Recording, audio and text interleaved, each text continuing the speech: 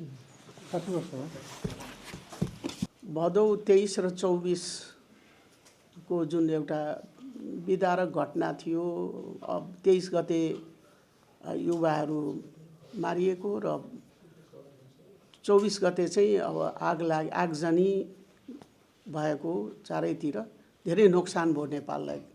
त्यो आगजनी एउटा उत्पात नै भएको अवस्था थियो। अनि त्यस्तो घटना घट्दाखेरि राज्यले अब त्यसमा कसलाई कारबाही गर्ने, कसको दोष छ, कसको गल्ती छ, त्यसको छानबिन चाहिँ यस्तै आयोगबाट हुनाले हामीले आयोग गठन गर्दाखेरि हाम्रो गृहमन्त्रीज्यूले विशेष त अब धेरै आयोगमा बसेर अनुभव पाउनु भएको हाम्रो गौरी बहादुरजी मेरै थर गरेको, उहाँलाई चाहिँ हाम्रो गृहमन्त्रीज्यूले सम्पर्क गरेर त्यो बेलामा कुरा गर्नुभयो। अनि अन्य सदस्यज्यूहरू पनि हामीले एकदम तगडा को छ त्यस्तो एकदम प्रष्ट ल्याउन सक्ने भनेपछि उहाँहरूको नाउँ चारैतिरबाट सिफारिस भयो। हामीले उहाँहरूलाई राख्यौँ, त्यो अभिभारा जिम्मा लगायौँ। अभिभारा जिम्मा लगाएपछि उहाँहरूले अध्ययन सुरु गर्नुभयो। अध्ययन सुरु गरेर बहुत राम्रोसँग हुन त अब हामीले एउटा समय दिएको थियो, त्यो समयमा चाहिँ त स्रोत साधन इत्यादि क्षमता सबै कुरोले पुग्नु पर्दो रहेछ भने जस्तो पनि हुँदो रहेनछ। केही मिति तिथि बढाउँदै लान पनि पर्यो र आज निर्वाचनपछि त्यसको 1-2 दिनपछि चाहिँ आज यो प्रतिवेदन प्रस्तुत भएको चाहिँ छ।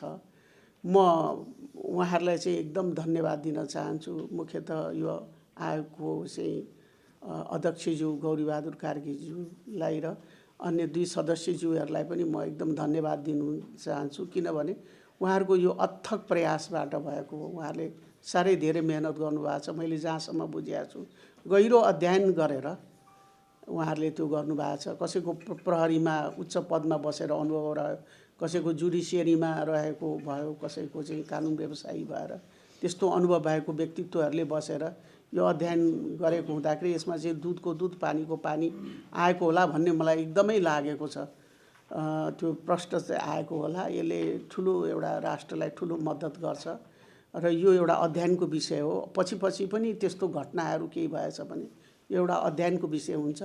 यसको अतिरिक्त अन्य पनि हुनुहुन्छ, सचिवज्यूहरू हुनुहुन्छ, अफिसरहरू हुनुहुन्छ, उहाँहरूले सहयोग गर्नुभएको छ। यसमा बसेर सहयोग गरेर चाहिँ यो काम पुरा भएको। आज चाहिँ हामीले यसको परिणाम पायौँ।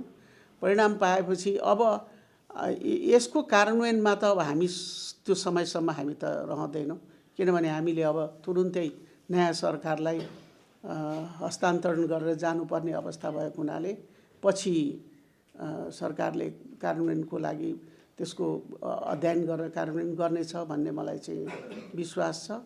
अब अहिलेको हकमा चाहिँ हामी आफू पनि अध्ययन गर्छौँ। एक प्रकारले म र गृहमन्त्रीज्यू हामी अध्ययन गर्छौँ र यसलाई चाहिँ हामीले फेरि सबै मन्त्रीज्यूहरू समक्ष राख्नु पर्यो। क्याबिनेटमा हामी प्रस्तुत गर्छौँ। क्याबिनेटमा प्रस्तुत गरिसकेपछि चाहिँ हामी त्यसलाई वर्षक रिलिज गर्नेतिर, तुरुन्तै रिलिज गर्नेतिर जान्छौँ। अब सिङ्गै यो वादीले यो भन्यो, प्रतिवादीले यो भन्यो, फलानाले यो भन्यो, फलानाले बयान गर्यो, त्यो त रिलिज हुँदैन। निचोड के छ, केही कुराहरू चाहिँ आउने हो। त्यसैले फेरि पनि म एकदम धन्यवाद दिन चाहन्छु। बहुत दुःख गरेर, बहुत श्रम गरेर तिनैजनाले एकदम ठुलो एउटा चाहिँ उहाँहरूले मेहनत परिश्रम गरेर गर्नुभएको हो। अन्य त्यो आयोगका अन्य जो सहयोग गर्नेहरू हुनुहुन्छ, अफिसरहरू, सचिवज्यूहरू, उहाँहरूलाई पनि म धन्यवाद दिँदै यति नै भन्दछु। धन्यवाद।